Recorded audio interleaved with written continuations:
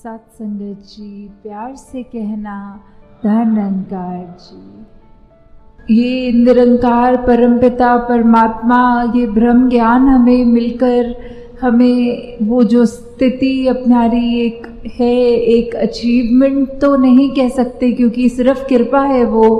पर अब उस कृपा के बाद हमें अपने जीवन में ये जो सहज अवस्था लानी है,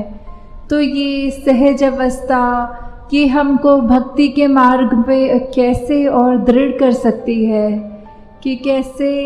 हम ये सत्संग में भी बार बार सुनते हैं कि हमें अपने जीवन में एक वो बैलेंस लाना है कि स्थिति कैसी भी हो एक जैसा रखना है। तो ये हमें अचीव कैसे करना है, ये हमको अपनी ज़िंदगी में प्रैक्टिस कर कर के कैसे ढालना है। जैसे कोई भी अगर जितनी भी उम्र है हमारी, उस हिसाब से कुछ ना कुछ उतार चढ़ाव आते ही रहते हैं। अगर किसी का बहुत छोटा बच्चा भी स्कूल के लिए एडमिशन लेनी है तो माता पिता को चिंता होती है कि कब होगा, और वो बेचैनी रहती है कि एडमिशन के फॉर्म निकल गए हैं या कोई भी ऐसी बात। थोड़ा वो बच्चा जब बड़ा हो गया और तो पढ़ाई में एग्ज़ाम्स अच्छे नहीं हो पाए, पढ़ाई में ध्यान नहीं लग रहा, ऐसी और कितनी और बेचैनियाँ आती हैं। और जब बच्चे थोड़े और बड़े हो जाते हैं स्कूल कॉलेज के टाइम में, फिर आजकल तो बच्चों की ये देखी गई है हाल कि अगर कभी दिल भी टूटता है तो अपने आप को बिल्कुल एक उस तरह बना लेते हैं कि अब तो हम पत्थर दिल हो गए हैं, हमारे साथ अच्छा नहीं किया। तो भाव क्या है ये सब बताने का कि कैसे आगे जाके भी अगर नौकरी पेशा वाली ज़िंदगी भी होती है तो जॉब नहीं मिल रही या फिर सैलरी कम है, कुछ भी पड़ाव जीवन में जैसे जैसे आते हैं, कभी भी वो सहज अवस्था में एक जीवन को उस तरह व्यतीत नहीं किया जाता। और यही मन के भाव रहते हैं कि काश ऐसा होता तो ज़्यादा बेहतर होता। तो यही एक अगर हम भक्ति के मार्ग पे चल रहे हैं तो कैसे हर पल हमारा खुद ब खुद उस तरह निकलता है कि एक हमें अपने आप को ज़बरदस्ती कुछ सोच विचार में नहीं डालना पड़ता, जो ना कि किसी ये डिप्रेशन आजकल जो वर्ड इतना कॉमनली यूज़ हो रहा है कि हम अगर सचमुच प्रभु परमात्मा निरंकार से हर समय जुड़े हुए हैं तो कोई भी दुनियावी रूप का दुख हमें उस तरह दुखी नहीं कर सकता, और कोई भी स्थिति हमको इतनी सुखदाई भी है तो उसमें भी बहुत ज़्यादा खुशी का एहसास नहीं होता। तो आज सुबह की ही घटना की दासी के पास एक बहन आई और बोली कि उनका 13 साल का एक छोटा बच्चा वो ब्रह्मलीन हो गया है। तो वो बहुत ही उस तरह ज़्यादा रो रहे थे। तो दासी ने सिर्फ ये बोलकर कि निरंकार पूरे परिवार पे कृपा करे, शक्ति बख्शे, और साथ में जब उन्होंने फिर ये कहा कि अगर निरंकार ने बच्चा लेना ही था तो दिया ही क्यों, तो दासी ने बस यही भाव रखे कि जब निरंकार ने बच्चा दिया तब तो आपने शुक्राना किया था, तब तो सवाल नहीं किया था कि ये बच्चा दिया क्यों। और अब जब वही शरीर भी निरंकार का जो पहला प्रण होता है, तन मन धन निरंकार का है, तो वही निरंकार की वस्तु जब निरंकार ने दी और जब चाहे निरंकार ने वो शरीर ले लिया वापस, तो हम उस सहज भाव में क्यों नहीं रह पा रहे। तब हमारे मन में इतनी उथल पुथल क्यों हो रही है कि जब एक अगर हमारा ज़िंदगी का जो मकसद है ये ब्रह्म ज्ञान प्राप्त करना, उसके बाद तो अपने आप ही जीवन ये सहज भाव का जीवन, ये सहज अवस्था वाला जीवन बन जाना चाहिए। तो हम अपने अंदर ये सोच विचार करके देख लें, ये इंट्रोस्पेक्शन करके देख लें कि क्या हम आते तो हैं संगत, पर हम फिर भी अपना मन, ये सारे वक्ता जो भी बोलते हैं स्टेज से, क्या हम सभी की बातें सुन रहे हैं या बैठकर हमारा ध्यान कहीं और चला गया, दिमाग किसी को देखकर कुछ और सोचने लग गया, तो अगर हम सत्संग में सुनी गई हर चीज़ को अपने जीवन में ढालेंगे, ये निरंकार का आसरा लेंगे, तो अवश्य ही ये सहज रूप में ज़िंदगी इतनी आसान लगने लग जाएगी कि बस एक तरह, जैसे कहते हैं कि हम पानी में अगर फ्लोट कर रहे होते हैं तो कोई वो मेहनत नहीं लगती, बस अपने आप बहते ही चले जाते हैं, सब काम वो पानी ही करता है। तो वैसे ही जब इस निरंकार में जीते जी हम भ्रमलीन हो जाएं, तो वो सहज अवस्था हमें सही मायने में मिलती है। तो हर पल हमें अब कोशिश यही करनी है, चाहे हमारी कोई भी उम्र हो, कहीं से भी आए हों, कुछ भी हमारे जीवन में चल रहा हो, हम किसी भी बैकग्राउंड के हों, तो बस बात यही कि परमात्मा निरंकार सभी का जो है वो हम सबके लिए जीवन में जो कर रहा है हमको और बेहतर करने के लिए ही कर रहा है। और इसी प्रकार हर पल ये शुक्राना तभी किया जा सकता है। तो दातार सभी पे कृपा करे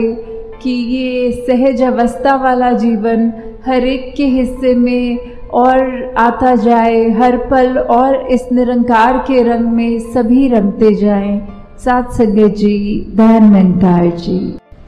सत्संगत जी, प्यार से कहना धन निरंकार जी।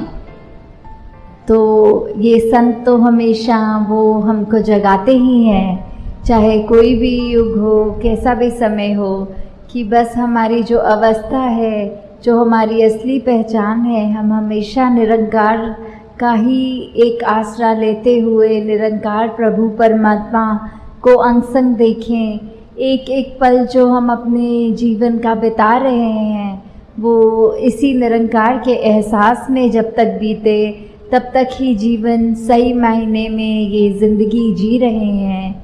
तो दातार सभी पे कृपा करे कि ऐसा जो विश्वास की जहाँ बात आती है तो वो विश्वास हर एक के ही जीवन में उतरे। और उसी तरह जो ये बात है कि आज जहाँ हम बात करते हैं कि मिशन को 90 वर्ष हो गए हैं, तो वो मिशन की लेगेसी को भी जहाँ आगे करना है हमने, और अपने जीवन में वो तभी हम सारी अच्छी बातें जो सत्संग से सीखते हैं उनको अपने व्यवहार में हम कैसे ला सकते हैं, वो सिर्फ़ और सिर्फ विश्वास पे आधार कर रख के अपना, कि आसपास चाहे कोई कुछ भी कह रहा हो, कैसी भी बातें हों, अगर मन में हमको पता है कि विश्वास पूरा है तो ही हम अपने जीवन में खुद भी उन्हीं मॉरल्स पे ढल सकते हैं जो सत्संग से सीखते हैं, और आगे औरों को भी प्रेरणा दे सकते हैं। तो जैसे अभी टूर का भी जिक्र सुना, कैसे इधर भी लगातार प्रैक्टिकली हर दिन ही 1 या 2 संगतें करने का मौका मिला, तो उधर भी संगतों के आगे दासी ने अपनी यही भाव रखे कि जैसे यहाँ हिंदुस्तान की बात करें तो बहुत आसान है, यहाँ हमारे थोड़े से ही किलोमीटर्स के बाद एक सत्संग भवन होता है, पर वहाँ उनको बहुत यत्न करना पड़ता है। कोई एक सत्संग भवन नज़दीक वाला भी पहुँचने का कईयों के लिए ट्रेन और गाड़ी और बस मिला के वो यात्रा बनती है। तो फिर यही एहसास आना कि कैसे हमारा तो वो कीमत जो है सत्संग की, वो हम अपनी सहूलत से यहाँ आ जाते हैं कि घड़ी देखकर चलते हैं कि चलो कोई बात नहीं, आधे घंटे की सत्संग मिस भी हो गई तो कोई बात नहीं। और कहाँ वो महात्मा जो इतने घंटे पहले उठकर समय से इतनी कठिन एक अपनी ट्रैवल करके फिर सत्संग करते हैं, और एक शुरू से अंत तक वो कि एक भी किसी महात्मा का भाव सुनना मिस ना हो। तो दातार यही भाव सबके अंदर डाले। और जैसे अभी इंग्लैंड के भी NYS की बात सुनी, और वहाँ दासी ने कि अगला जो इंटरनेशनल NYS वो एक कनाडा देश में, अमेरिका और कनाडा का जो होना है, तो वो भी वहाँ वो रखा। और उधर भी सभी बच्चों ने या यूथ ने, सब बुज़ुर्गों ने मिलकर इतनी अच्छी तरह वो जहाँ ऑर्गेनाइज़ किया था, और एक एक जो बात थी वो अपने एक्ट्स या स्किट्स जैसे भी उनको कला का माध्यम लेके, समझाने का माध्यम लेके समझाया। और वहीं जैसे आप सब जानते हैं कि NYS में वो खुले रूप में क्वेश्चंस एंड आंसर का सेशन होता है कि सबके मन में जो प्रश्न होते हैं वो कागज़ पे लिख के पूछ लेते हैं। तो ऐसे ही दासी के लिए किसी महापुरुष ने पूछा कि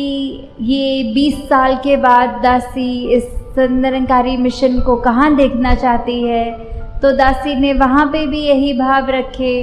कि ये निरंकार तो शुरू से था और अंत कभी उसका होना नहीं है, तो जितना पुराना निरंकार उतना ही ये ज्ञान भी जो सदैव से है और सदैव रहेगा। और संत निरंकारी मिशन तो ज्ञान ही है, तो ये नया पुराना या सालों में सीमित तो नहीं कर सकते। पर फिर भी अगर वो बात तो वही कि हम अगर आज जो हम मिशन का हिस्सा हैं, हम मिशन की एक एक सिखलाई पर चलेंगे तो आगे आने वाली पीढ़ियों में भी वही जज्बा आएगा और ये कोई भी दुनिया का प्रांत नहीं होगा जहाँ तक संत निरंकारी मिशन ये सच की आवाज़ ना पहुँचा सके। और वहीं पर साथ ही एक और बात जोड़ी जो वहीं पे घटना हुई थी, एक बहन सेवा पे थी और रात से उनको पता नहीं लग रहा था कि उनका छोटा बच्चा किधर है, तो भी वो बच्चे के लिए परेशान ना होकर वो उस तरह सेवा में थी। तो अपने आप को एक काम रख के फोकस करके सेवा में कर रही थी व्यतीत। और तभी उनके घर से उनको फ़ोन आया कि उनका जो बेटा है उसका रात को एक्सीडेंट हो गया था, इसलिए वो नहीं आया घर पे। तो वो बच्चे से जब उन्होंने बात कर पाए कि वो रात भर तो ICU में था और सुबह बस थोड़ी देर के लिए डॉक्टर ने जब वो होश आया तो बात करवाई, तो वो बच्चे ने बोला कि मम्मी आप अपनी सेवा छोड़ के नहीं आएंगी हॉस्पिटल। तो वो जो जज्बा होता है कि इतने क्रिटिकली इंजरी छोटे सी उम्र में उस बच्चे का होना,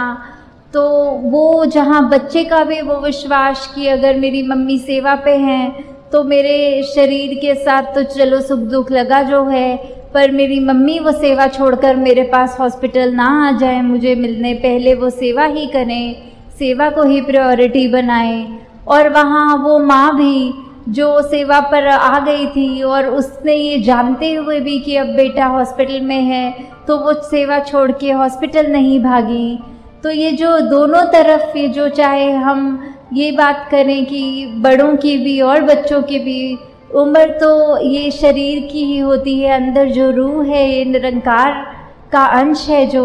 उसकी तो कोई उम्र नहीं है। और उसी पे ये जो विश्वास है ये हमने कायम का ये जो मिसाल वहाँ देखने को मिली, तो उससे दासी डेफिनेटली ये कह सकती है जहाँ बच्चों के अंदर ही इतना विश्वास हो, बड़ों के अंदर, बुज़ुर्गों के अंदर, तो ये जो मिशन है इसने तो आगे से आगे बढ़ते ही चले जाना है। बस हमें अपना कंट्रीब्यूशन वैसे देना है कि हम एक वो जस्टिस कर सकें जो हमारे हिस्से रिस्पॉन्सिबिलिटी है, उस रिस्पॉन्सिबिलिटी को हम अच्छी तरह निभा पाएँ। तो समय भी पूरा यहाँ हो गया है, तो दासी अब अगले